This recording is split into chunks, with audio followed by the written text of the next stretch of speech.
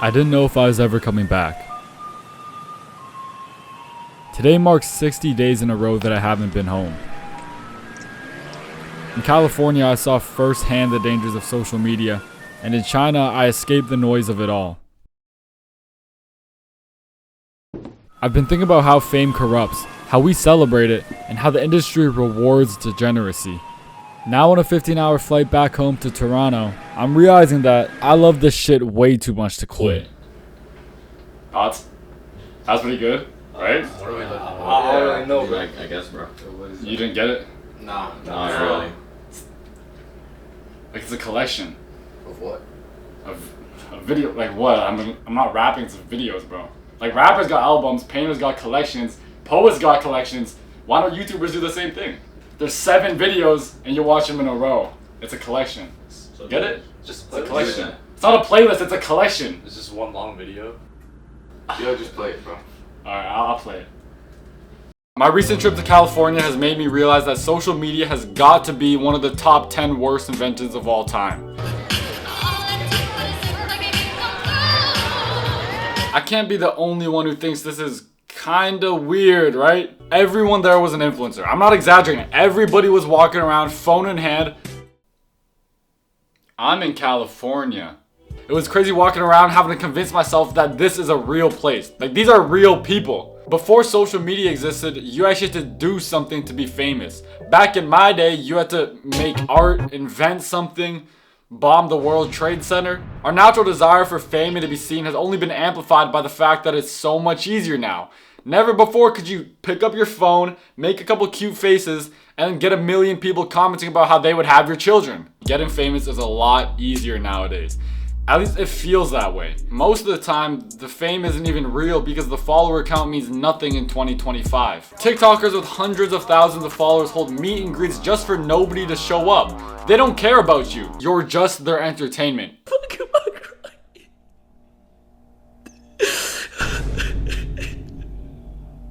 You just feel like they like you because you're in your content. They care about you about as much as the Romans cared about their gladiators. If you died, they wouldn't really care. They might post a couple of sad in remembrance of Garf posts, but nah, they wouldn't really care about you. Don't be a YouTuber. Please just fucking go When the amount of views you get determines the amount of money you make, your popularity determines your worth. And when your fame determines your worth, you'll never be enough because you could always be just a little bit more famous. This is actually a great way to amplify all of your insecurities. You gotta maintain your perfectly planned image at all times. Otherwise, people start realizing you're a real person, and they don't want to see a real person. They want to see you, a character. Say mom! Fuck off!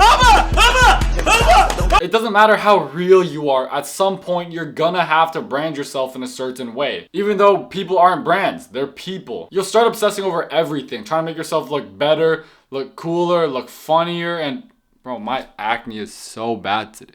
Should I even film today? I'll let you in on a little industry secret. Among content creators, when prompted, they'll all tell you there's some greater purpose or mission behind the content they make. What? Because they know what they do is corny or shallow, or both. A million people watch Colin and Samir and go, yes, authenticity, art, fuck views. Then they go and professionally copy Mr. Beast for a living. What? It's true, a lot of people do start out just trying to make authentic and meaningful videos, not just content. But it's hard to actually make a living with that mindset because on social media, you're not really rewarded for it. Which is why you should subscribe to my Patreon. This is actually not a joke, this is an advertisement.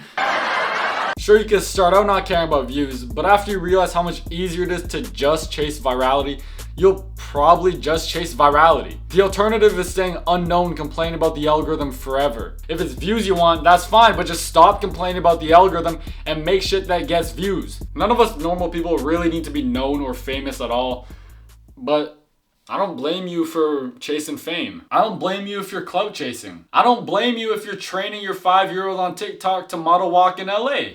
I'll still judge you when you post your 4th thirst trap this week, but Yeah, get your money out. You can make a really good amount of money off of social media for the amount of time you put into it. But recognize that this is mostly vanity. We really aren't that important, but we also all like to try and make ourselves feel more important. Some people use astrology, some people use religion, some people donate to dying kids in Bangladesh, and some people use social media. So I don't care what you do. Start a YouTube channel, start Instagram, start TikTok, chase fame, whatever it is that makes you feel more important, because we all do it. That was pretty good. Dude, my acne is actually really bad though. I don't know what's going on. Fuck.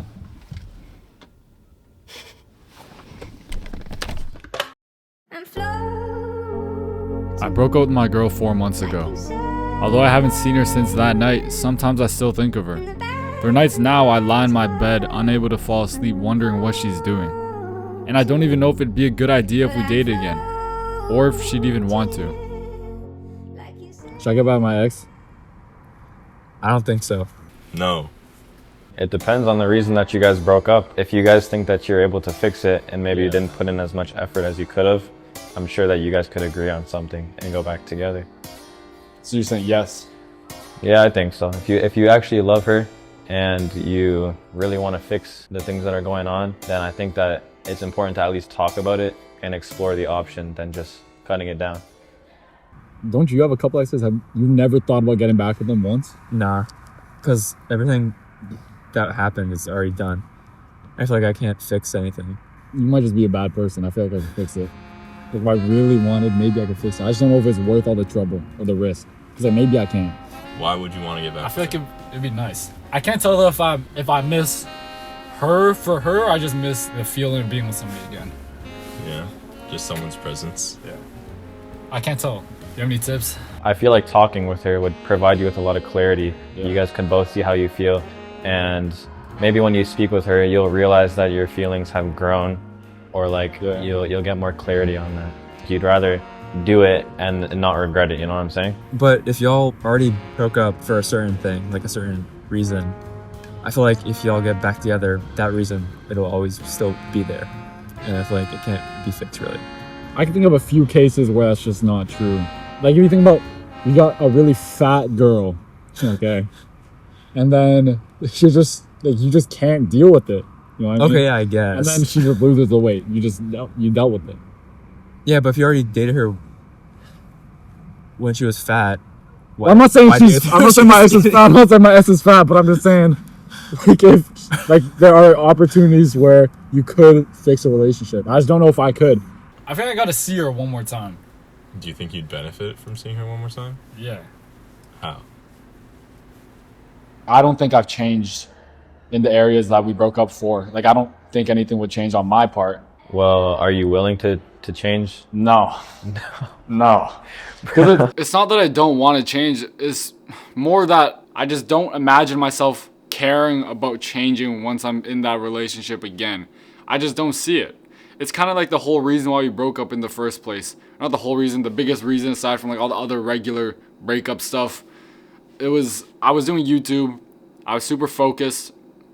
I didn't have time, energy, or effort to spend on the relationship. At least not enough for it to actually be worth being in the relationship for.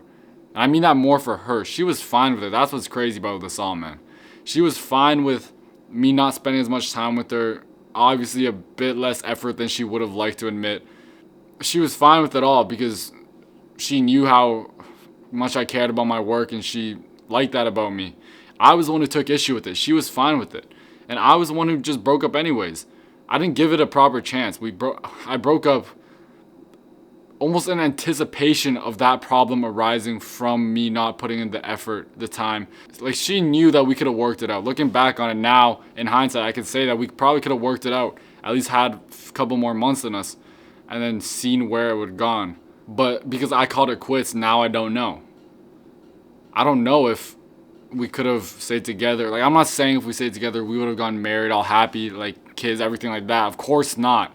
I don't know what would have happened. But that's the issue. Like, now I don't know what would happen, and I have no way to know. I'll never know what would have happened because I called it quits early. It's affecting me more than I'd like to admit. But I think if I could see her, it would just help me process this all. Because what my friend said is right. Like, what is the worst that could happen from me calling her, meeting up with her one time? I don't want to live with regrets. I don't want to live with any what ifs.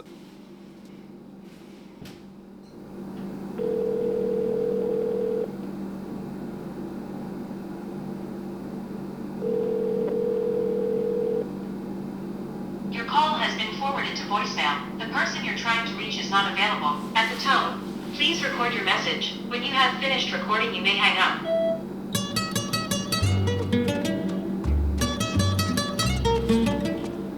Hey, how's it going? I don't know if you're happy to be hearing from me right now, but yeah, I want to see you. I thought she wanted nothing to do with me. My call went to voicemail right away. But shortly after, she sent me a text and we talked for a little bit. And although she seemed mad, she agreed to meet up the following week. Today is the day. I'm seeing her for the first time in months. I haven't seen her or talked to her at all since we broke up. We decided to meet in one of these university buildings where she goes to school. I was gonna make a joke about her being an elementary schooler, but I felt like that wouldn't be appropriate, but it was too smart to not share. Anyways, I'm gonna go meet up with her now.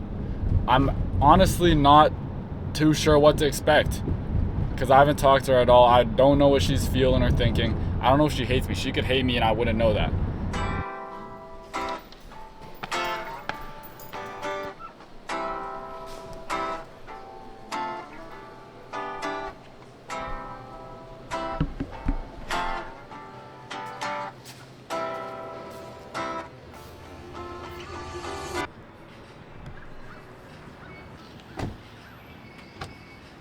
Someone runs up and takes it.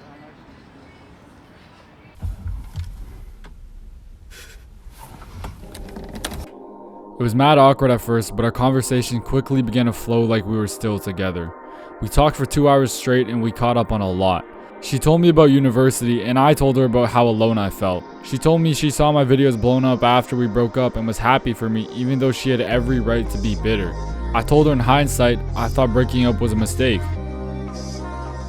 I'm not saying that it would have lasted forever if we didn't break up, but I just feel like I gave up early. I know. Yeah. Like I should have just kept it going for a bit longer. Like I always thought it was a mistake. I still think that sometimes. Like when it ended, like it was like mature, you know, like it had closure. Have you moved on? Yeah. Have you?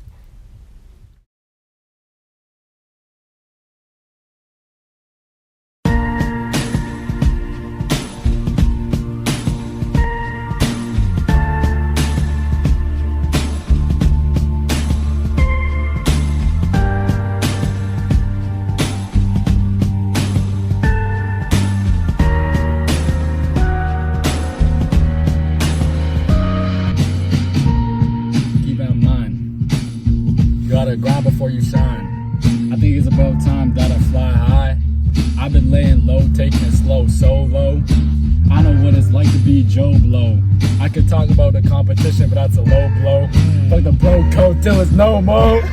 Cause ain't none of y'all blow through when I was a bro though. I don't know why none of y'all ever paid me a visit. In the past the love was always quick to exhibit. When I was the kid leaning on the glass, stare at every ass, sneak out to the back, cause baby we on general admission. Every class got books, but we would just skim it, laughing by the shoe rack, the teacher suspicious. Before we learned to call your bitches, before we taught the sky had limits, felt like I had something they were trying to inhibit. I made a lot of trips, a lot of office visits. You defended me like you were under royal commission. But things got hairy, I didn't know how to trim it. Now we ain't meet in a minute and I'm killing it. Really I was always nice with it. They treat ambition as worthy of extradition. They wanted submission but I gave them no recognition. The chance you never make it, but they wasn't statisticians. Go to school, Waterloo, TMU, what a proposition. I gotta pay my dues and it made me short for tuition. I didn't always know my mission but knew I wouldn't fit their definitions. I'm not a rapper. I'm not a rapper. Do you want to do a quick interview about friendship on my YouTube channel? Yeah, something real wholesome. Awesome. Yeah. You down? Cool. Sure. What do I gotta say though? Say what you feel, man. Okay. Yeah. no, for Unscripted, sure. right? Yeah.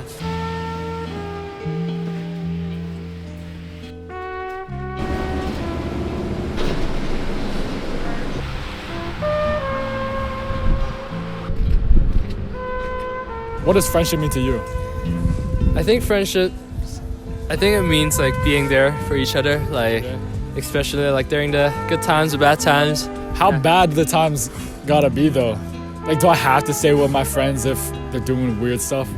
No, I think the definition is that like no matter how weird they are or like how good or bad the times are, it's just, you know, you feel the sense of joy just being around each other. So Where are you guys going? Do you wanna be in it? We're doing a YouTube video. What is okay for It's what? about friendship. Okay. What kind of answers have you gone so far? Well, I just got here. I did one. Oh, okay. Yeah. You just like pick someone random off the street? Yeah. Yeah. Do you have any real friends? I think so. It's taken me like a while. What does friendship mean to you? Friendship to me means loyalty and just having fun together. Low-key, my boy here. It's my day one. Having a connection with someone and having them be part of your community. What about him? What makes him a real good friend? He just looks out for me. You know, I can talk to him about anything, and like, I don't know, we can keep it honest. Are you guys all friends? Yes. Best friends. All real friends? Yes. 100%. Should you really be able to keep it honest with anybody? Is that kind of on you? Like, I feel like I'm honest with anybody I talk to. I think friends help, but yeah, you should be confident on your own as well. Like, I'm honest, but like, there's some sides where like I don't really show. You know, like I don't really lie to people. That's fair. But like, You don't want to tell a stranger about your rampant drug addiction. Exactly. No group chat with one of y'all missing. No. How do you guys get like that? For anybody who feels like they don't have a lot of real friends, how do you get real friends in a group too, like this? You're just honest with each other. Tell each other everything. Like, just keep it a buck with each other. Be nice to everyone. It helps when you play on the same sports teams, like these guys. A good thing to do with friends that we do a lot is like playful like bickering. Like a lot of good friend groups, there's like they tease each other, you know. Yeah. How do you tease and they each stay other? friends, just like you know, like saying like bitches. like stuff like that. You got Say, ugly like, ass haircut. yeah, shut the fuck up, bro. Like look at your hair, like Or we just fucking beat each other. How do you find out whether or not your friends are real or fake? I think I used to worry about this when I was like a little bit younger, but now it's just like if I enjoy spending time with someone, I will put my foot forward, just like take that leap, right? Like whether or not they take it, that's up to them. Do you have a lot of real friends? I'd say so, yeah. Sherry, are we friends? Are we friends? I think we're friends. Yeah. My friends are real friends because I make friendship like that. So I don't have anything called real friends and fake friends. Okay. My friends are all real. So I would say yes. Do you have a lot of friends that aren't real but you just kind of keep around? Yeah. Why do you do that? Because I don't want to like be involved in any drama. I mean, I don't think everyone that you're like quote unquote real friends with will show up for you. I know this is controversial, but people have different capabilities of showing up for other people, and some people are so locked in on themselves that they not necessarily are selfless in that way. There are different people for different things, right? But yeah. But it's kind of drama-less to just kind of ghost them, no? Like, that's the definition of no drama. You just don't talk to them again. And then you see them tomorrow, like the next day. To me, it almost sounds kind of like a relationship. You know what I mean? Yeah, it is. You gotta put in effort. You gotta not lie. It's like, dude, am I dating you or are we friends? Like, what's going on here? You know what I mean? How do you feel about that? Kind of all dating each other. Yeah, it's like not that different. We all kiss anyways. Do you think you've been a good friend? I try to be. But have you been? I'd say so, yeah. Do you think you're a good friend? I hope so. I try. I think I'm a little too lost in my head sometimes, but like I try and do the best I can. No. Do you? Am I? Do you think you're? Yeah. To some people's standards, probably not. But what makes you say that though? I'm always like replying to my friends and stuff pretty fast. If they need something, I got them. But yeah. That makes you a good friend? I hope so. You guys think it's gonna keep going on like this for a long time? Yeah, we're already starting to plan our post. We're all planning on taking a gap year and then working for the first half, then traveling around either Europe or Asia. We're just still trying to decide. But Like, I hate texting. I hate texting so much. where's Connor? Yeah, he's Our friend Connor. Connor's missing. We gotta call Connor. Go get him out here right now. He's got nothing to do right now. Call him for the vlog. My words are worth too much to just text, you know? What's up, buddy? Yo, Connor. We're getting interviewed. We're getting interviewed about friendship right now. And we're talking about you. And how you're beating your meat at home right now. What's your advice for people to make real friends and avoid the fake ones? Just be around people who motivate you and be around people who keep you happier. And don't be around people who judge you for stuff that you shouldn't be judged for. I mean, I won't hold you for too long. Look like you got someone to My do. name's Candy. I'm Garf. Garf? Yeah. Nice to meet you. What's your channel? It's Garf 510. Garf 510. 12.5. Damn, you're popular. You got banned from graduation? I did. Yo, we're watching 200,000 views? Yeah, we're gonna watch a YouTube video soon. I know how you all so positive. Tell me now you think I'm so legit. I took a shot and know I got O for it. Step back, tell you why I've been hard and how will I know who with me in Houston.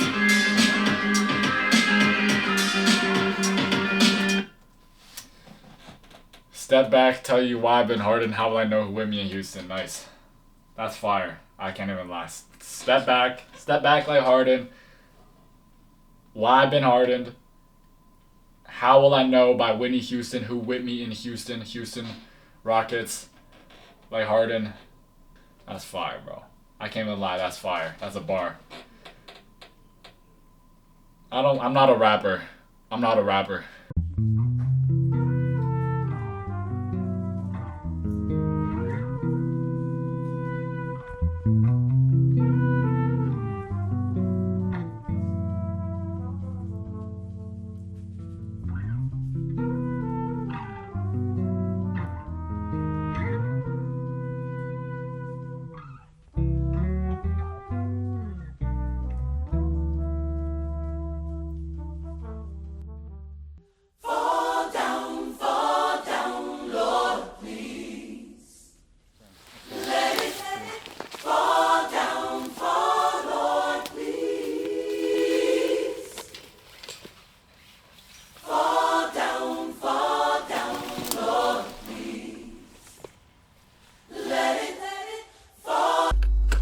Tunnel vision is defined as being focused on one thing so that everything around it becomes unfocused. I think for a lot of kids like me, people pursuing unconventional paths, there's no blueprint to be like how I am and to do the things I want to do. There's no blueprint to become the amazing person I am today, which is why you need a little bit of tunnel vision. When you're doing things that not a lot of people in your life are doing, there's gonna be a lot of negative feedback, not even negative feedback, just negative comments, people telling you to quit because they don't do what you do, they don't understand what you do. Just hearing everybody tell you to quit is not helpful.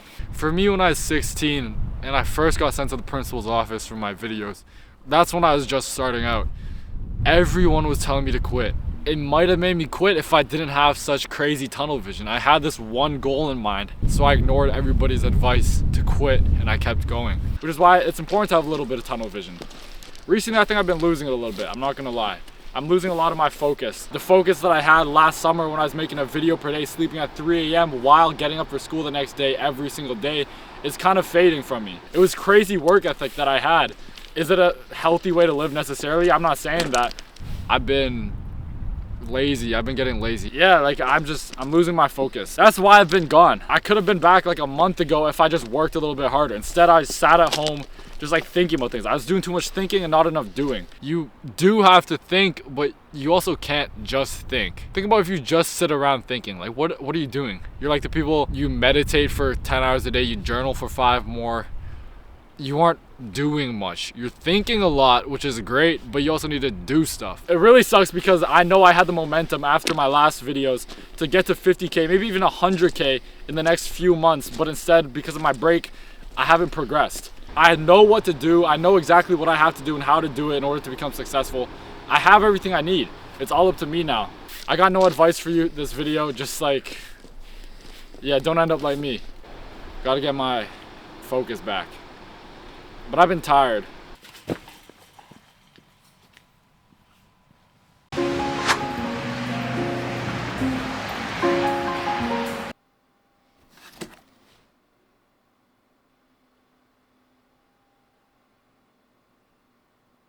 I'm tired.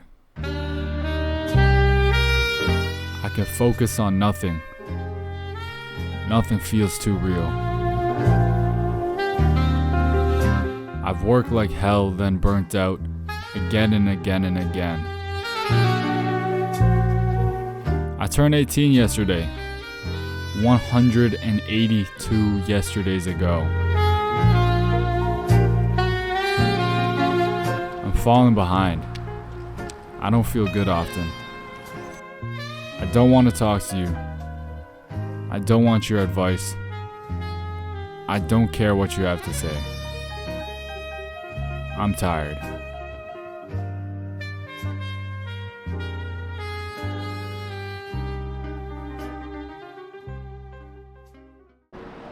I think about killing myself. Not in an overly emotional, sad way, but just thinking about the possibility. What if I just... But there have been times in the past where I seriously thought I was depressed and considered ending it all. Unfortunately, the mindset that got me through it all was making myself believe I was too important, too good to die. Why would I kill myself if even these losers around me haven't? I wonder if that's what keeps other people going too. Not some superstitious belief in destiny, not daily affirmations of positivity in front of their bathroom mirror. Yeah, you are enough. You're enough, man. You're enough. Just arrogance and a certain level of narcissism that most people would be put off by if it were found out about. At 15, I wasn't thinking about how I'd kill myself and I'd affect my family, my friends. I was thinking about how much of a bitch I'd be if I did it. Selfishness stopped me from killing myself. Unfortunately, I'm the type of guy who pretty easily thinks he's depressed. I'm not depressed, but I'll occasionally get in my feels and be unable to get anything done. Sometimes it lasts a few days, hours, weeks. Recently, it's been months. When I'm down in the dumps feeling all sad, listening to too much Drake, in order to get back on track, I always remind myself of my ego. And I know that sounds stupid because what does that even mean? Like everyone says that ego, like what are you talking about? Come on. But genuinely, I'm most productive when I convince myself that I'm too important to waste my time doing nothing. And when I'm most productive, I'm too busy to think about how depressed I am. Call it unhealthy, unsustainable, whatever, but my most productive times have always been when I was feeling like I had to succeed. It had to be me. My creative bursts don't often come from joy. They come from anger or sadness. More spite than anything. I won't go my whole life invisible. This is why I hesitate to recommend you to train yourself to think like me. In order to be productive, I have to be angry. Not like a hatred for anyone in particular, just a general anger. Otherwise, I don't have the motivation I need to do anything. Living off ego and anger is dangerous because it easily leads to burning out for normal people like me. You can't live like this forever. While you could live going from highs to lows to highs, someday you might burn out for the last time. While I'm not a legend or anything, I'm really just a regular dude right now. I'm worried that with this current mindset that I rely on, I won't really want to keep living after I feel like I've made it to my lifetime peak, after I really made it. That sounds crazy, but bear with me. The inevitable fall off after getting to the top can really only be fully prevented by dying at the top, so that nobody, not even yourself, can witness your decline. You got to the top, and at your fingertips, you got the ability to solidify yourself as one of the greatest by ending it all. Basquiat never fell off. There's no opportunity because he died shortly after rising to fame. We think, maybe subconsciously, that artists become better after they die because we don't see them slowly lose their aura, talents, or relevance. We don't see what would have been their inevitable declines.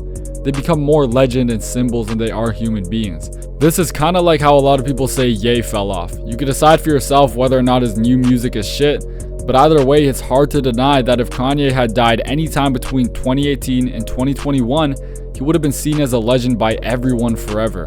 Except it's not really forever. We want to matter and leave legacies behind when we die, but people don't really last long in the public mind at all. Unless you discovered gravity or you founded America or you're Jesus himself, chances are you'll end up like the rest of us, forgotten in maybe 100 years.